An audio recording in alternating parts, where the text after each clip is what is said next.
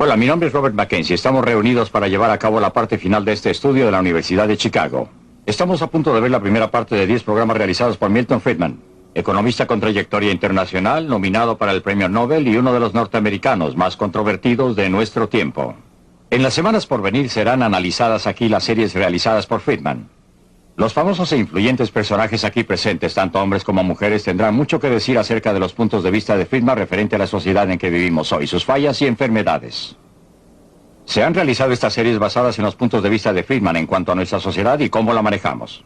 Muchos están en desacuerdo con sus ideas y otros son extremadamente entusiastas admiradores de estas. De una manera u otra, estoy muy ansioso de oír lo que Friedman está por decirnos.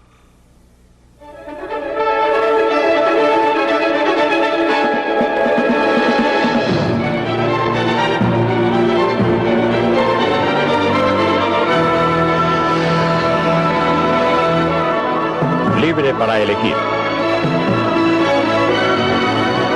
Desde el punto de vista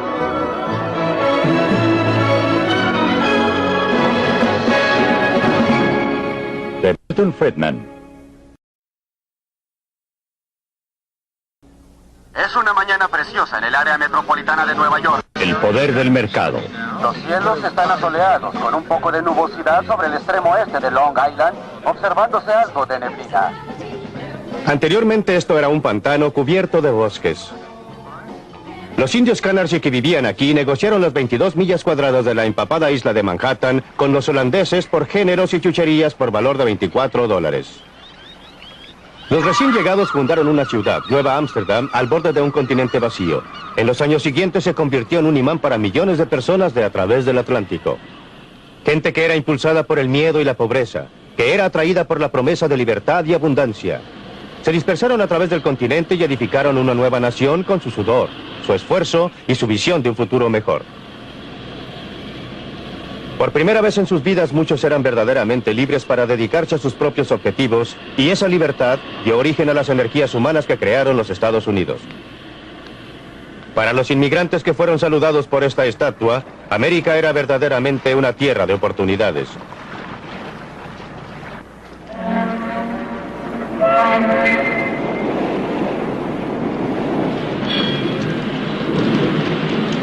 Se lanzaron a tierra con sus mejores ropas, ansiosos y ávidos, cargando sus pocas pertenencias. Eran pobres, pero todos tenían mucha esperanza.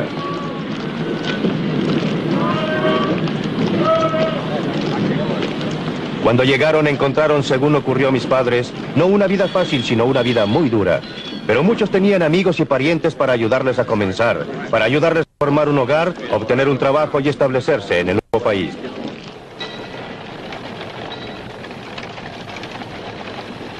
Existían muchas recompensas para el trabajo duro, empuje y capacidad. La vida era dura, pero las oportunidades eran reales. Existían pocos programas de auxilio gubernamental a que recurrir y nadie los esperaba, pero también había pocas restricciones y ningún reglamento, ninguna licencia que conseguir, ningún permiso a obtener, ningún papeleo que los restringiera. En realidad encontraron un mercado libre y la mayoría de ellos florecieron aquí. Mucha gente todavía llega a los Estados Unidos impulsada por las mismas presiones y atraída por la misma promesa. Usted los puede encontrar en lugares como este. Es Chinatown, en Nueva York, uno de los centros de la industria de la ropa. Un lugar donde cientos de miles de recién llegados han probado la vida en el nuevo país por primera vez.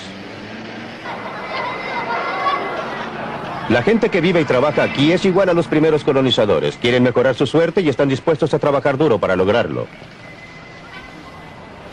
Aunque no he estado a menudo en fábricas similares a esta, la conozco muy bien, porque esta es exactamente la misma clase de fábrica donde mi madre trabajó cuando llegó por primera vez a este país, a la edad de 14 años, hace casi 90. Y si no hubieran existido fábricas como esta en ese momento en que ella pudo comenzar a trabajar y ganar un poco de dinero, no habría podido venir, y en caso que yo existiera, sería un ruso o un húngaro en vez de un americano. Por supuesto que ella no se quedó aquí por mucho tiempo, se quedó hasta que aprendió el idioma. Mientras desarrollaba algún sentimiento por el país y gradualmente pudo crearse a sí misma una vida mejor. Similarmente, la gente que está ahora son igual que mi madre, inmigrantes de un país distante. Vinieron aquí porque les gusta más y tienen mayores oportunidades. Un lugar como este da la oportunidad de empezar. No se van a quedar aquí por mucho tiempo ni para siempre. Al contrario, ellos y sus hijos se crearán una vida mejor a medida que aprovechen las oportunidades que les proporciona un mercado libre.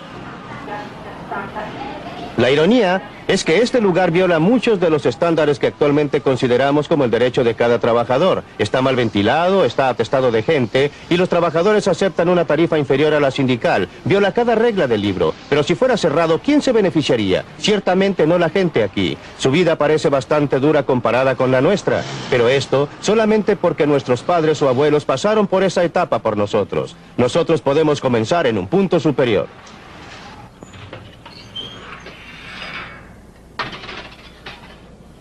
El padre de Frank Visali tenía 12 años cuando llegó solo a los Estados Unidos. Llegó de Sicilia. Eso ocurrió hace 53 años. Frank es un dentista exitoso con esposa y familia. Viven en Lexington, Massachusetts.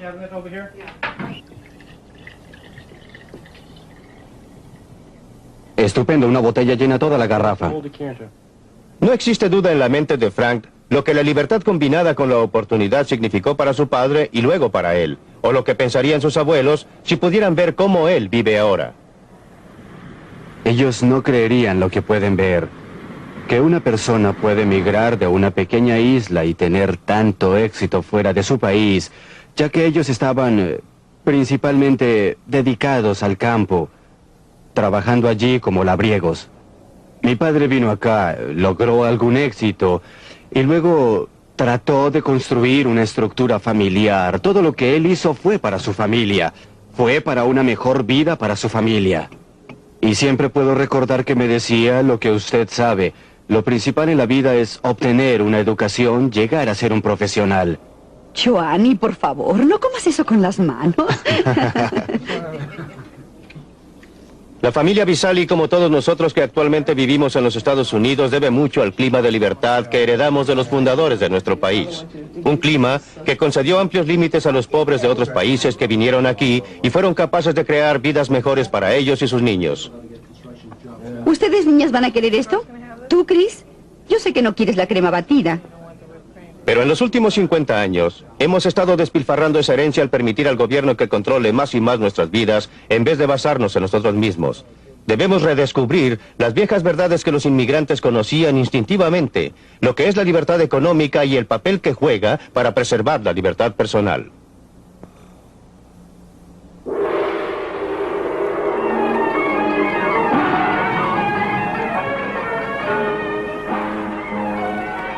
Por eso vine aquí, al Mar del Sur de la China. Es un lugar donde existe un experimento casi de laboratorio respecto a lo que ocurre cuando el gobierno se limita a sus propias funciones y da libertad a la gente para que trate de obtener sus propios objetivos. Si usted quiere ver cómo el mercado libre realmente trabaja, debe venir a este lugar. Hong Kong, un lugar que carece casi totalmente de recursos naturales. Casi lo único que se puede nombrar es un gran puerto, pero la ausencia de recursos naturales no ha impedido un rápido desarrollo económico.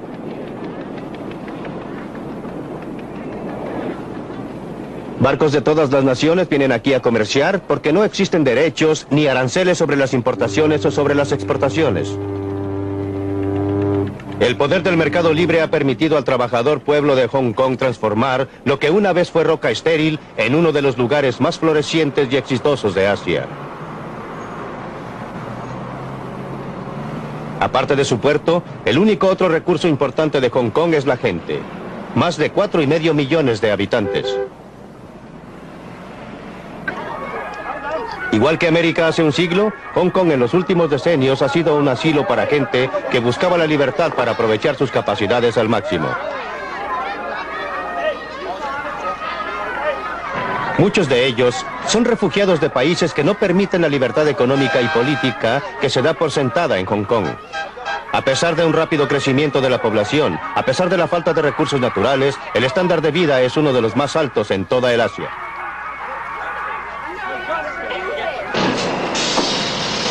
La gente trabaja duro, pero el éxito de Hong Kong no está basado en la explotación de los trabajadores. Los salarios en Hong Kong se han cuadruplicado a partir de la guerra, y esto es después de considerar la inflación. Los trabajadores son libres, libres de trabajar las horas que deseen, libres de cambiarse a otros trabajos si lo desean. El mercado les da esa elección. También determinan lo que fabriquen. Uno puede estar seguro que alguien, en algún lugar, está dispuesto a pagar por esos juguetes baratos de plástico, o de otra forma simplemente no se fabricarían.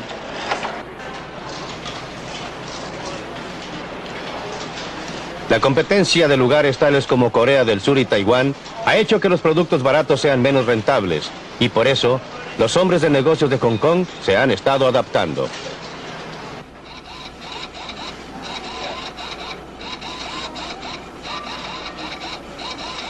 Han estado desarrollando productos más sofisticados y nueva tecnología que sea similar a cualquiera del oeste o del este, y sus empleados han estado desarrollando nuevas habilidades.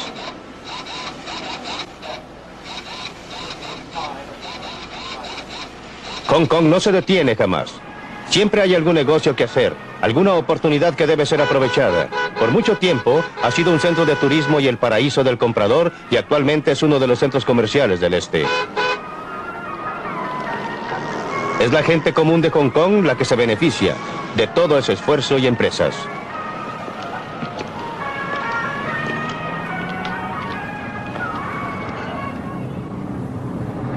Esta ciudad próspera, bullente, dinámica, ha sido posible por el mercado libre.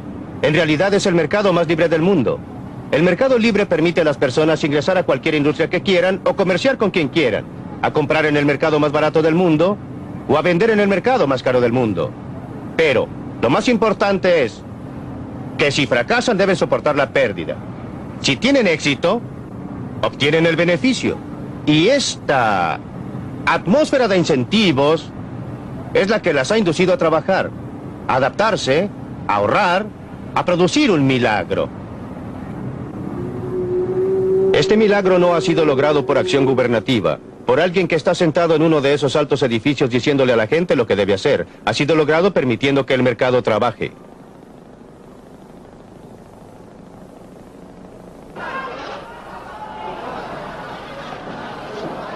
Camine por cualquier calle de Hong Kong y verá las fuerzas impersonales del mercado en operación.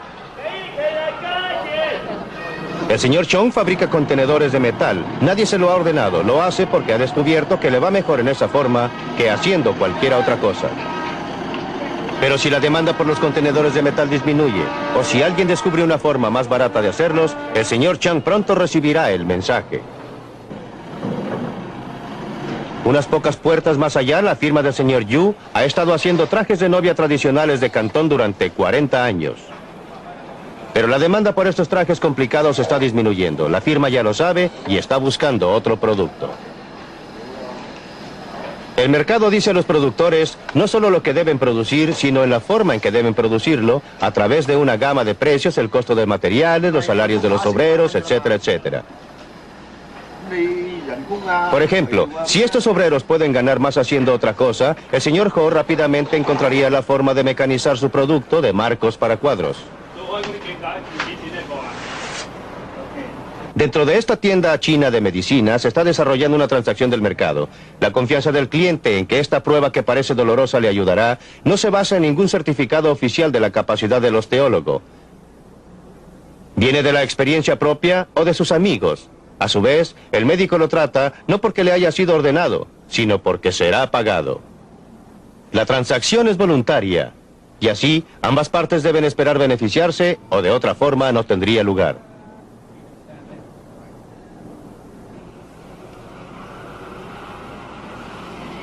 Créalo o no, este patio posterior es la entrada a una fábrica.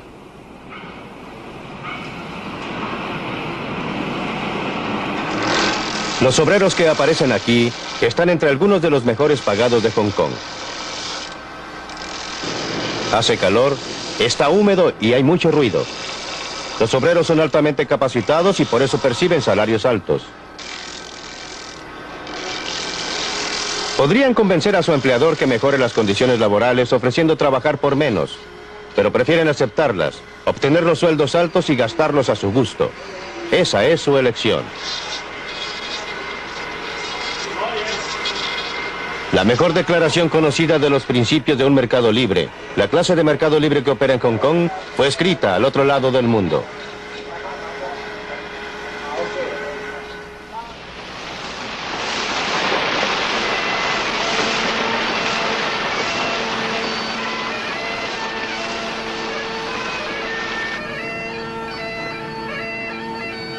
Hace 200 años en Escocia, Adam Smith enseñó en la Universidad de Glasgow. Su brillante libro La riqueza de las naciones se basó en las conferencias que allí dictó. Los principios básicos del mercado libre, según Adam Smith, los enseñó a sus alumnos en esta universidad. En realidad, son muy simples. Observen este lápiz de mina. No existe una sola persona. Esta gente está viajando entre dos sociedades muy diferentes. Este es Lo U, el punto fronterizo oficial entre China y Hong Kong. Existe una cantidad considerable de tráfico en esta frontera. La gente la atraviesa con un poco de más libertad que anteriormente. Mucha gente de Hong Kong comercia en la China y el mercado ha ayudado a unir a los dos países más estrechamente. Pero las barreras entre ellos son aún muy reales. A este lado de la frontera, la gente es libre no solo en el mercado, sino con respecto a toda su vida. Tienen libertad para hacer lo que quieran, para escribir lo que quieran, para actuar según les agrade. Esto no sucede allá. Por eso la gente de la China que no puede obtener permiso de salida llega a extremos peligrosos para escapar. Arriesgan sus vidas. Muchos pierden sus vidas, pero eso no impide que otros lo sigan. Algunos son atraídos por el estándar de vida material más alto de Hong Kong, pero aún más por el natural deseo humano de ser libres. La gente que obtiene permiso oficial para abandonar la China es muy afortunada. Podrán gozar de los beneficios de la libertad económica que encontrarán en Hong Kong. Pero lo que es más importante, eso les dará una libertad más amplia. La libertad humana y política nunca ha existido y no puede existir sin una gran medida de libertad económica. Aquellos de entre nosotros que hemos tenido la suerte de haber nacido en una sociedad libre, tendemos a tomar la libertad, a considerarla como el estado natural de la humanidad. No lo es. Es una cosa singular y preciosa. La mayoría de la gente a través de la historia, la mayoría de la gente actualmente, ha vivido bajo condiciones de tiranía y miseria, no de libertad y prosperidad. La demostración más clara de lo mucho que la gente aprecia la libertad es la forma en que votan con sus pies, cuando no tienen otra forma de votar.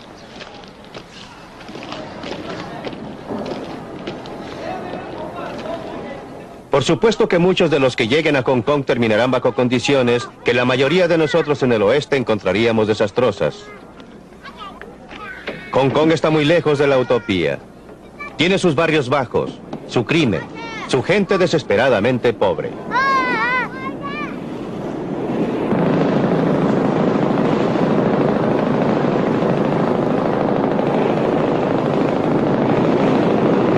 Pero la gente es libre. Después de todo, ese es el motivo por el cual muchos han venido aquí. A pesar de tener que vivir en barcos vivienda que se filtran en uno de los numerosos pequeños puertos de Hong Kong, aquí tienen libertad y oportunidad de progresar, de mejorar su suerte, y muchos lo logran.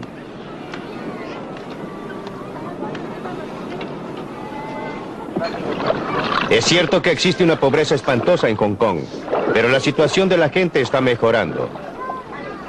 Están mucho mejor ahora que cuando recién llegaron atravesando la frontera con la China. Y esa pobreza, tan tremenda para nosotros porque estamos acostumbrados a estándares de vida mucho más altos, no es pobreza en opinión de la mayoría de los pueblos del mundo. Es una pobreza a la cual aspiran, un estado de cosas que desearían lograr.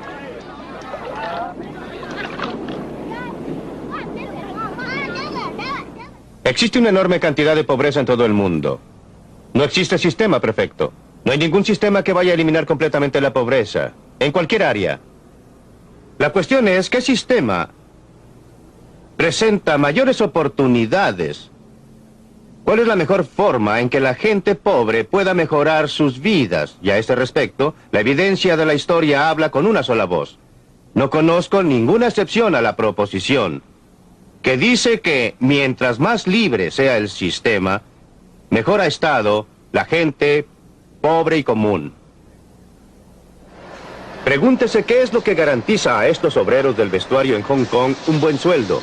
No a los altos estándares occidentales, pero suficientemente alto para permitirles vivir mucho mejor que la mayoría de los pueblos del mundo.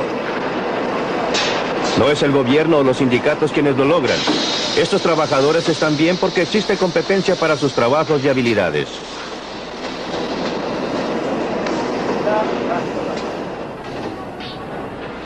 Cuando un hombre de negocios tiene problemas, un mercado amenaza con desaparecer o se presenta un nuevo competidor y hay dos cosas que se pueden hacer. Puede dirigirse al gobierno pidiendo un arancel o una cuota o alguna otra restricción a la competencia o puede ajustarse y adaptarse. En Hong Kong la primera opción está cerrada. Hong Kong depende demasiado del comercio exterior y el gobierno simplemente ha debido adoptar una política sana de no interferencia. Esto es duro para algunos individuos, pero extremadamente sano para la sociedad en conjunto. Solo los hombres de negocios que pueden adaptarse, que son flexibles y ajustables, sobreviven y crean buenas oportunidades de empleo para el resto.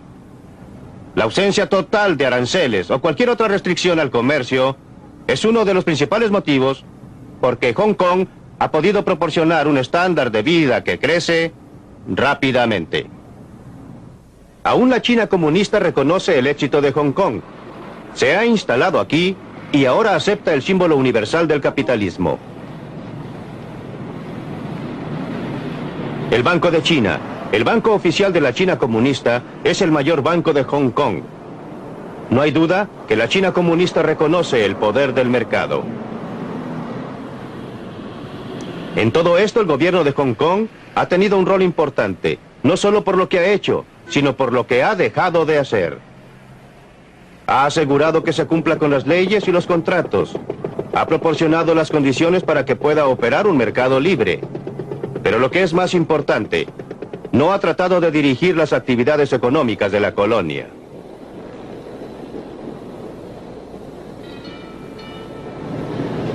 Ningún funcionario gubernamental está diciendo a esta gente lo que debe hacer. Son libres de comprar a quien quieran, a vender a quien quieran, trabajar para quien quieran. A veces parece el caos y así es.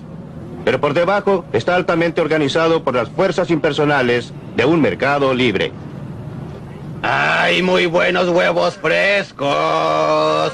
Pollo con sus patas. ¿Usted sabe de dónde provienen estos huevos? Directamente del pollo. No me haga preguntas y no le diré mentiras. Las fuerzas impersonales de una plaza libre operando aquí en los Estados Unidos. La clave son los precios. Los precios que la gente está dispuesta a pagar por los productos determinan lo que se producirá. Los precios que deben pagar por las materias primas, por los salarios de los obreros, etcétera, determinan la forma más barata de producir las cosas. Entre otras, estos mismos precios, los salarios de los obreros, el interés sobre el capital, etcétera, determinan cuánto cada persona gasta en el mercado. Es tentador tratar de separar esta función final de los precios de las otras dos. Pensar que en una forma u otra se pueden usar los precios para transmitir la información respecto a lo que debe ser producido y cómo debe ser producido, sin usar estos precios para determinar lo que obtiene cada persona. En realidad, la actividad del gobierno durante los últimos decenios ha estado dedicada casi exclusivamente a esto.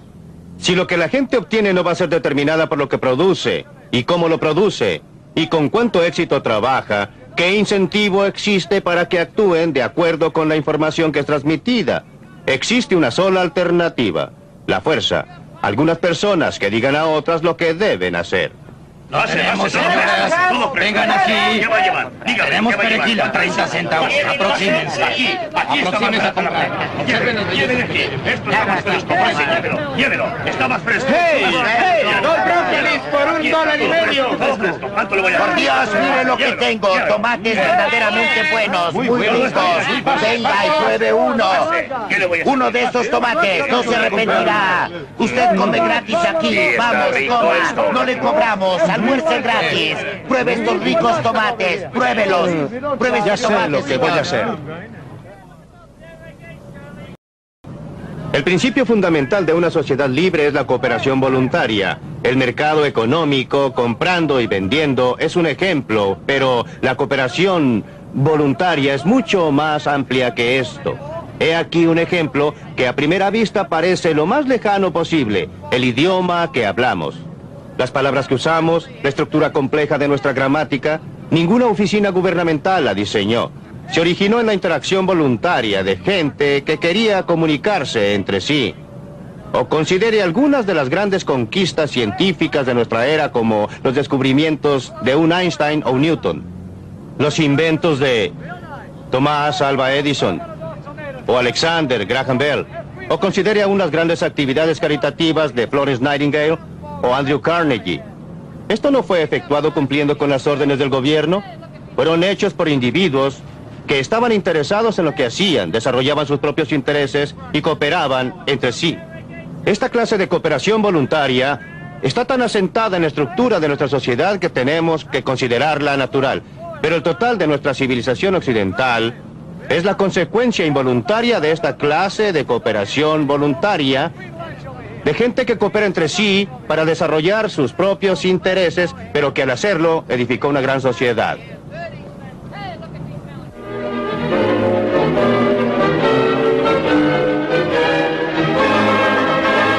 Elegir. Me pareció que estaba diciendo que la edad dorada de América, cuando realmente era una tierra de oportunidades, fue a fines del siglo XIX a comienzos del siglo XX, cuando no existían reglamentos, permisos o papeleo. Yo alegaría que el gobierno tuvo un rol decisivo en una enorme concesión a los ferrocarriles para crear una economía capitalista norteamericana. En segundo lugar, en esa edad dorada descubrirá que el gobierno intervenía constantemente en una forma muy característica, usaba tropas contra los huelguistas. La historia laboral norteamericana ha sido la lucha de clases más violenta y sangrienta del mundo. Y hasta 1932, el gobierno, las leyes, los tribunales, la sociedad, siempre estaban de parte de los negocios contra los trabajadores.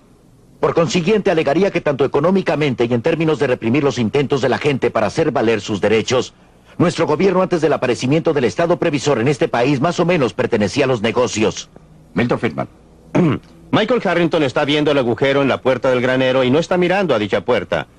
Resulta que durante todo ese periodo el gobierno en realidad intervenía de tiempo en tiempo y generalmente para hacer daño. Estoy de acuerdo con él que la intervención del gobierno principalmente no era buena en los aranceles, por ejemplo.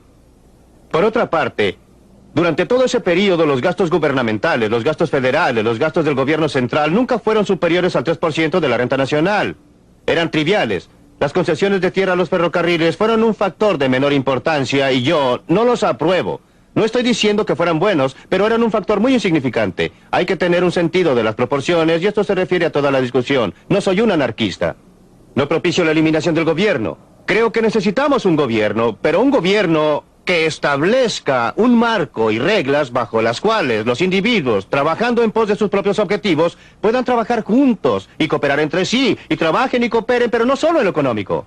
Quiero llevarlo a esa teoría de que estábamos mejor, menos regulados a fines del siglo XIX y comienzos del XX porque, recuerde, la analogía del taller donde se imponía un trabajo excesivo proviene de allí cuando no existía ningún intento de restringir las horas de trabajo o regular las condiciones laborales. Pues bien, ¿acepta usted esta visión de ese periodo? Creo que es necesario contrastar lo que ha ocurrido en el intertanto. No veo cómo podamos hablar de eso sin compararlo con el periodo de interinato. Usted habló respecto al hecho de que durante los últimos 50 años hemos dilapidado parte de nuestra herencia de libertad. Y creo que durante los últimos 50 años hemos conseguido una mayor libertad. Casi durante la mitad de ese tiempo trabajé para una de las compañías industriales mayores del mundo, la DuPont Company. Así pude involucrarme en el lanzamiento de nuevas empresas y llegué a conocer bien al sistema de libre empresa, al cual respeto mucho. Pero durante ese periodo, y especialmente durante los últimos años en que he estado más involucrado con el gobierno y asuntos ambientales, me he convencido de que nuestra libertad mejoró cuando se permitió que la gente pudiera actuar libremente en el mercado. Libertad para votar con sus dólares en el mercado, libertad para votar con sus boletas en el lugar de la votación y libertad para imponer algunas restricciones a los excesos del mercado, especialmente cuando uno está preocupado de cosas tales como el impacto a largo plazo sobre nuestra salud de la contaminación de nuestro medio ambiente, la introducción de materiales carcinógenos o la radiación de nuestra gente con productos nucleares. ¿Qué hay respecto a poner restricciones a los excesos del gobierno? ¿No se ha convertido eso en un problema cada vez más serio? ¿Cómo puede ser que un gobierno del pueblo supuestamente haga cosas que una fracción muy grande de la población en realidad prefiere que no se hagan, tales como cobrarles impuestos excesivos, regirlos demasiado y sobreregularlos? Creo que nuevamente usted está mirando a un lado y no al otro, aunque estoy de acuerdo en ver lo que sucedió en el intertanto. ¿Estamos mejor que hace 50 años? Jamás lo negaría. Pero estamos parados sobre los hombros de la gente que vivió antes de nosotros y debemos observar lo mucho que lograron desde su punto de partida. Ese fue el periodo en que tuvimos el tremendo influjo de inmigrantes del exterior. Millones y millones y millones de ellos. Cuando abrimos un nuevo continente, cuando teníamos logros. Milton, usted dice, sin embargo, que existe algún sentido en que preferiría volver a esas circunstancias donde no existía ninguna regulación del trabajo de la fábrica, ningún horario, ninguna limitación de horas trabajadas. ¿Quiere volver a eso o dice que era un escalón de donde estamos ahora? Depende de lo que usted entienda por circunstancias. No quiero tener que volver a usar un coche de caballos en vez de un automóvil. Pero prefiero volver a las clases de reglamentos gubernamentales o a la ausencia de reglamentos. El mayor grado de libertad que se concedía a los individuos para desarrollar una u otra actividad que existía entonces en vez de lo que existe ahora. Creo que en realidad nuestros jefes industriales han sido arrastrados hacia el futuro gritando. Resistieron las leyes sobre el trabajo infantil, resistieron la previsión social, los sindicatos y ahora el movimiento ambiental. Una vez que el gobierno los forzó a prestarle atención por la votación de la gente en la cabina o lugar de votación, entonces los jefes industriales, los jefes comerciales, prestaron atención a estas reglas y en la mayoría de los casos las han cumplido muy bien. Perdóneme. Bob Galvin, díganos, ¿es justa esa declaración?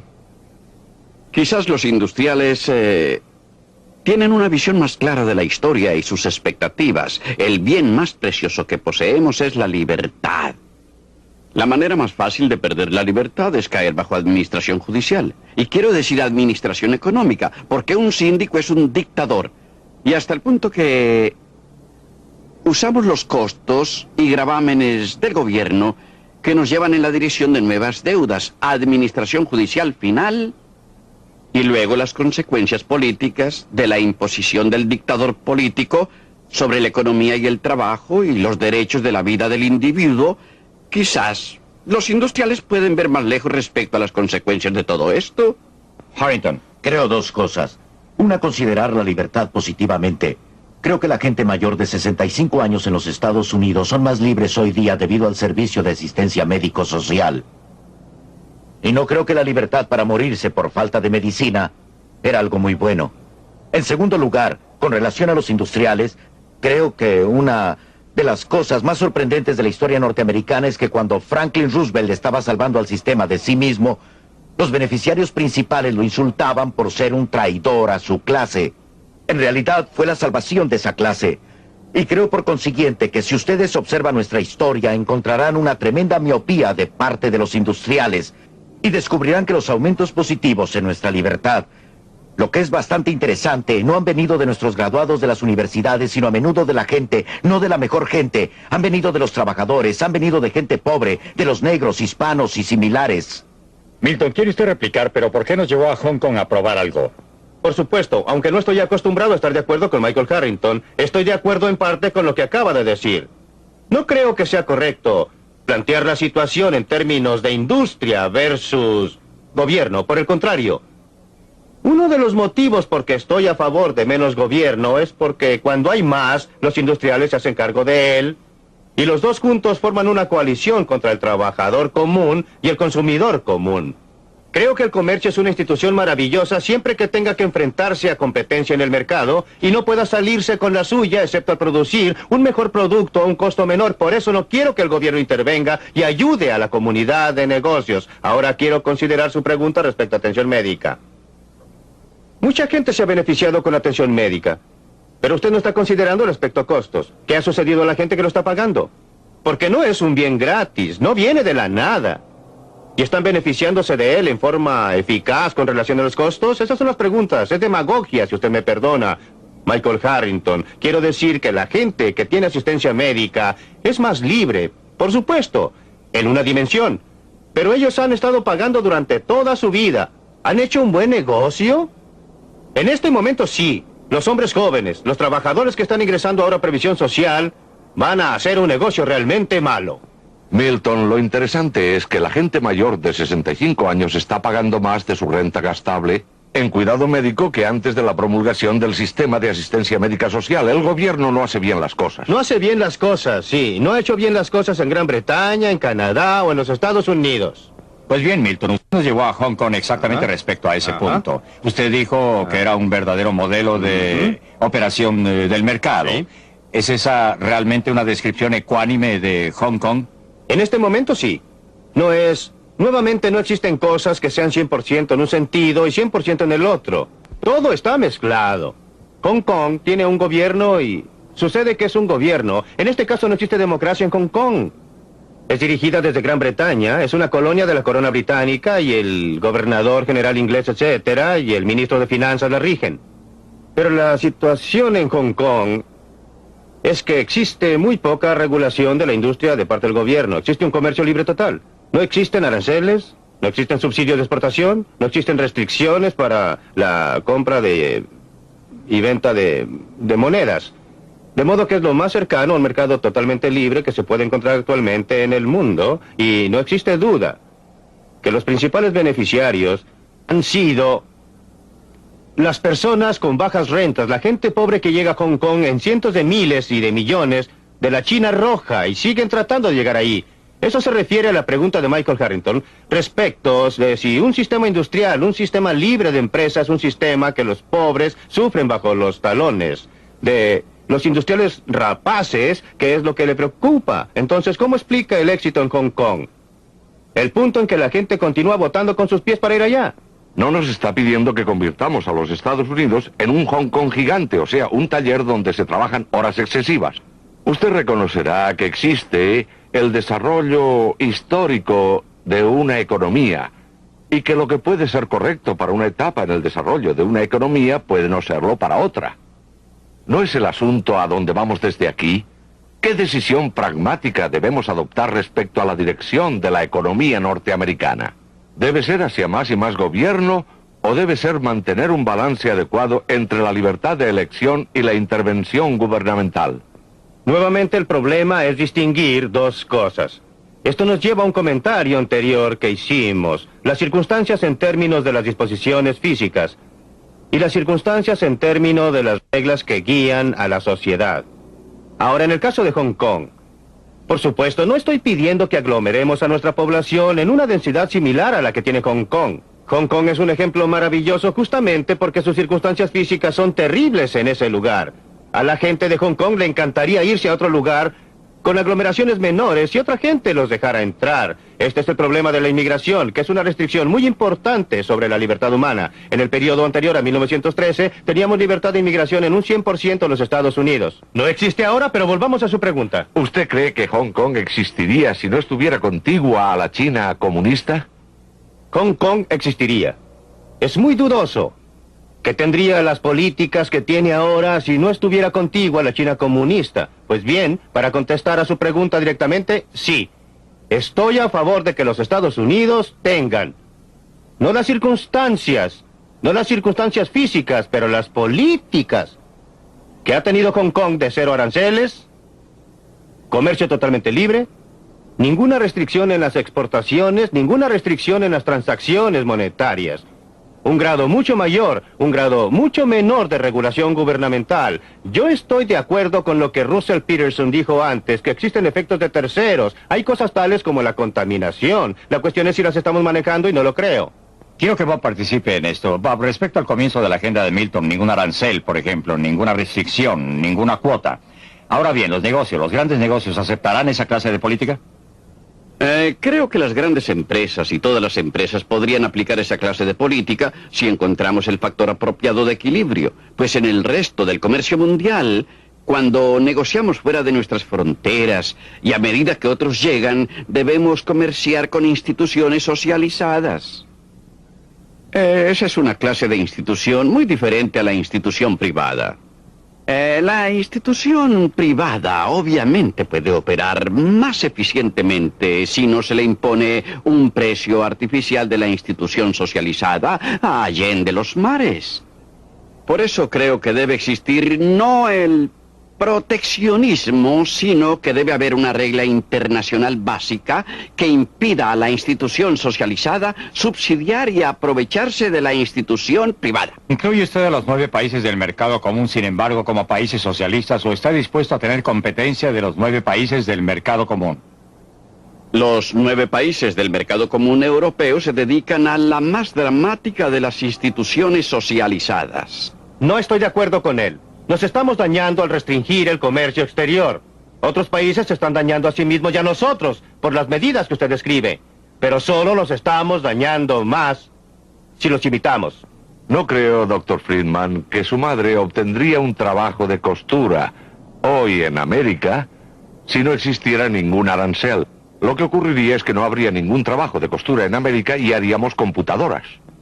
Pero existirían otra clase de trabajo si ella obtendría trabajo como una empleada a nivel bajo en una fabricación de computadoras. Sí, aunque usted enfrenta el problema que tanto un hombre de negocios muy importante y un diputado conservador muy importante no aceptan su receta de barrer con... Pero por supuesto, los dos enemigos mayores, yo diría, los enemigos mayores de la libre empresa y la libertad en el mundo, han sido por una parte los industriales y por la otra la mayoría de mis colegas académicos que terminan en el gobierno.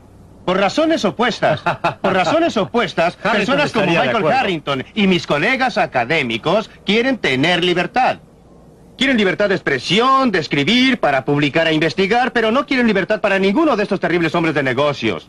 Pero los hombres de negocios son muy diferentes. Cada hombre de negocios quiere libertad para otra persona. Pero quiere privilegios especiales para sí mismo.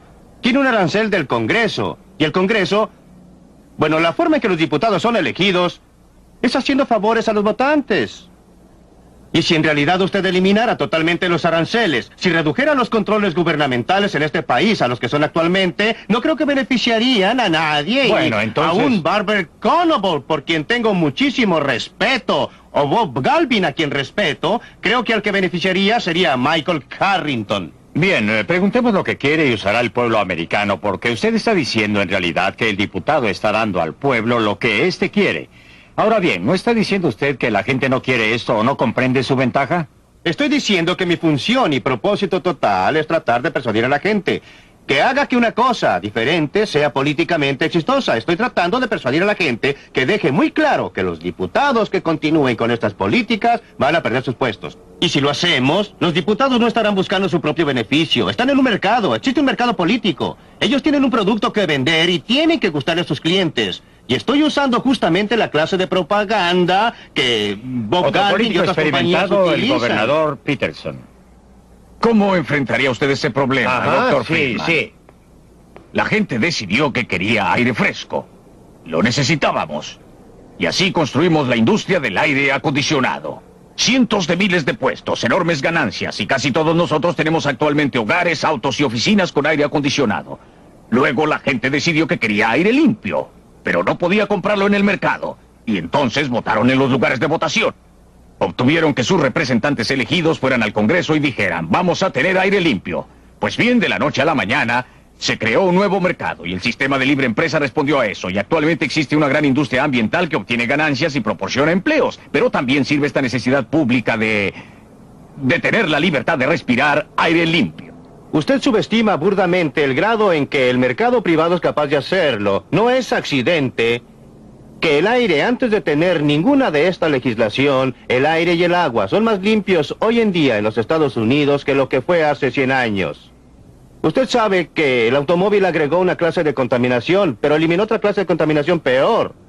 Si usted considera el aspecto que tendrían hoy las calles de Nueva York, si todavía se transportara a la gente en vehículos tirados por caballos, tendría una contaminación a una escala que lo abismaría. Del mismo modo, no es por accidente que el aire esté más limpio y el agua más pura en los países que actualmente son los más adelantados. No es en Afganistán donde usted encontrará aire y agua sin contaminar. es en los países desarrollados. Así, el mercado es un mecanismo mucho más sutil que lo que la gente reconoce.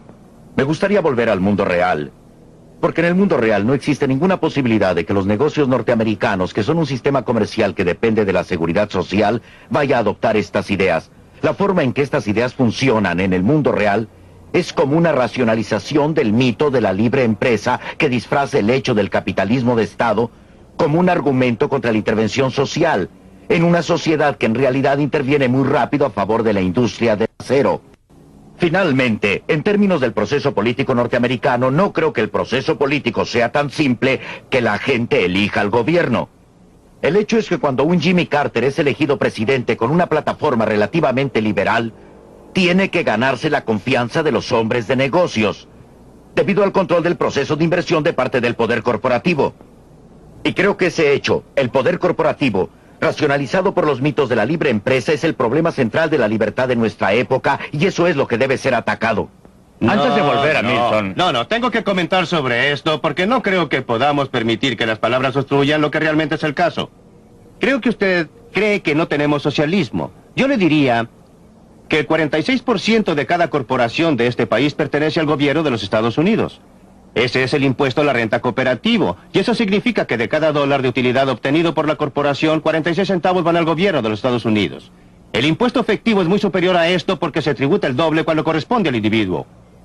Y el punto hasta el cual las corporaciones controlan sus decisiones de inversión se ha visto reducido en forma creciente. El gobierno está ordenando que gasten sus fondos de inversión a nombre del control de la contaminación o a nombre de otras cosas. Es un mito suponer que existe aquí alguna clase de gran poder cooperativo. Hubo una época en que las corporaciones tenían mucho más influencia que ahora, pero actualmente son una minoría sitiada, me parece más bien una mayoría dominante. Me gustaría que los otros participaran en esto por un momento. ¿Cuál es el proceso para ustedes que quieren alejar al Estado o reducir la influencia gubernamental en la operación de la economía?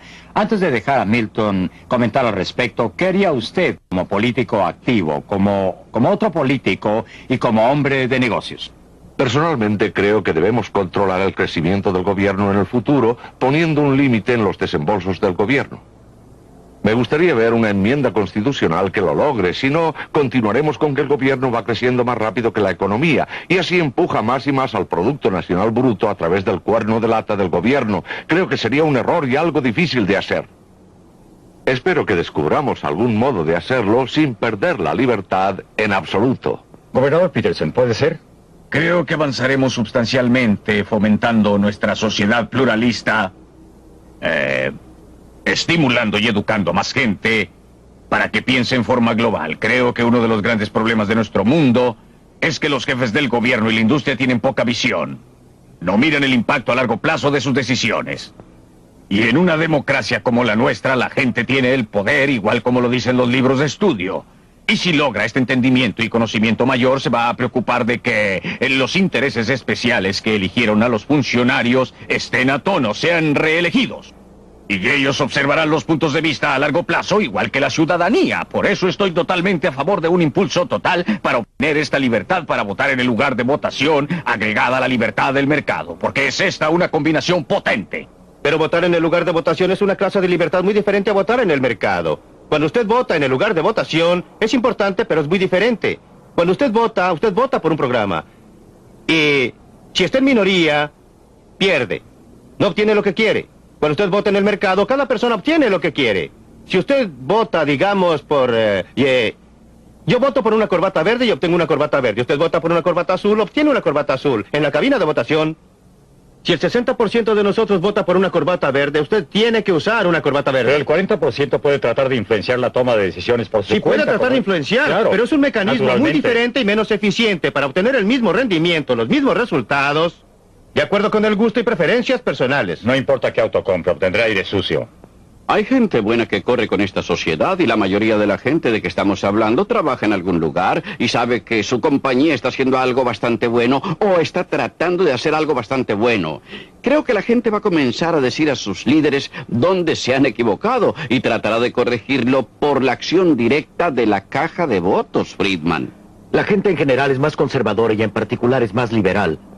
Si usted pregunta a la gente qué piensa del gobierno, dirá, sáquenmelo de encima, menos impuestos. Si usted pregunta en particular con relación a la salud nacional, al empleo total, el gobierno es el empleador del último recurso. Respecto a la contaminación, hagan algo. Se publicó un artículo de Everett Latt en Fortune hace un año, que no puede decirse que sea un diario radical de izquierda, que mostraba esta contradicción.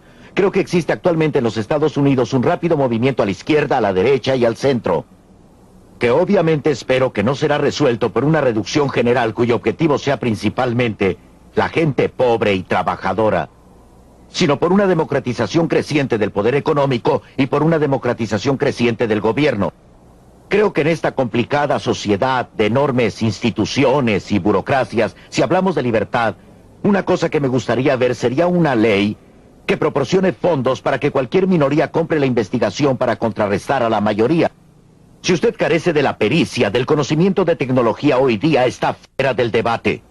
Pienso que debemos democratizar la información y el gobierno, igual que la economía y la sociedad. Siento que la solución de Michael Harrington no lo solucione. Él quiere un gobierno de la minoría y yo no. Yo quiero el gobierno individual. Yo quiero que los seres humanos controlen sus vidas individuales y separadamente. No creo que una minoría que no está de acuerdo conmigo deba tener el derecho a sacarme la plata para su propia investigación. Ellos deben salir y tratar de persuadir a la gente que les contribuya. Yo debo tener libertad para obtener que la gente contribuya para presentar mis ideas. Pero respeto la idea de tener alguna clase de agencia oficial para que vaya a financiar a los disidentes.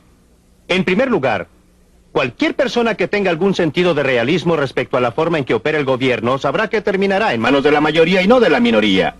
Pero ¿puede el gobierno en esta economía mundial compleja, extremadamente interdependiente que se está desarrollando? ¿Puede usted creer místicamente en la mano invisible de Adam Smith? Ocurre que pienso que Adam Smith fue una de las figuras intelectuales más grandes de la historia del mundo y que el capitalismo fue uno de los avances mayores que jamás haya obtenido la humanidad. Pero precisamente porque lo pongo en un contexto histórico, el capitalismo, según pronosticó un amigo mío que se llamaba Karl Marx hace algún tiempo, ha desarrollado tremendas tendencias hacia el monopolio, concentración, corporaciones multinacionales, abastecimientos de dinero no controlados ya por el Federal Reserve Bank o aún el presidente de los Estados Unidos. Y pensar que usted puede responder a este medio radicalmente nuevo con una solución del siglo XVIII. Creo realmente que corresponde a un ejercicio intelectual cuyo efecto práctico y político es racionalizar el poder conservador en América.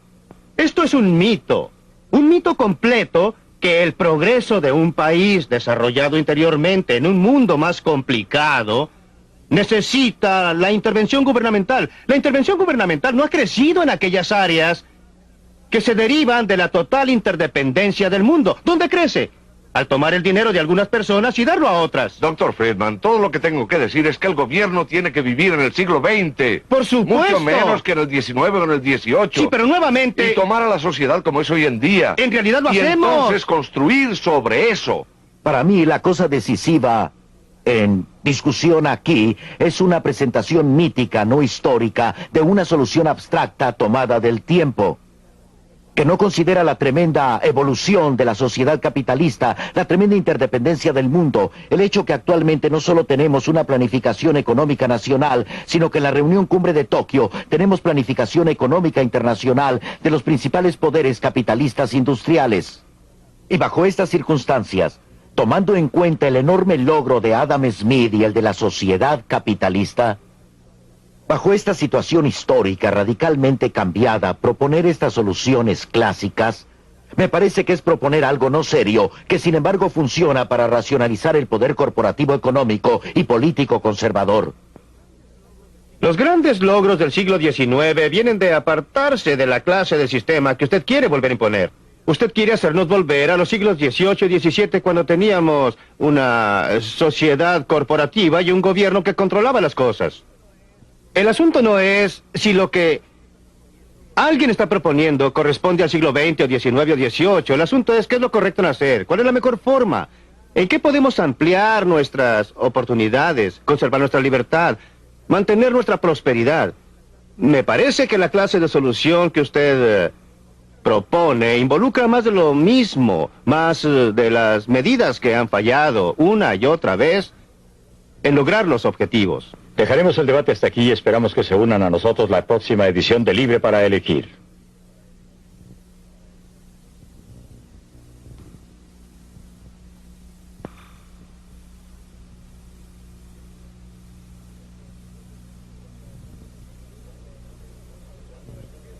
Cuando el gobierno trata de controlar la economía, ¿qué es lo que no funciona? Milton Friedman observa estos problemas en compañía de gobernadores en ejercicio en Inglaterra, India y los Estados Unidos.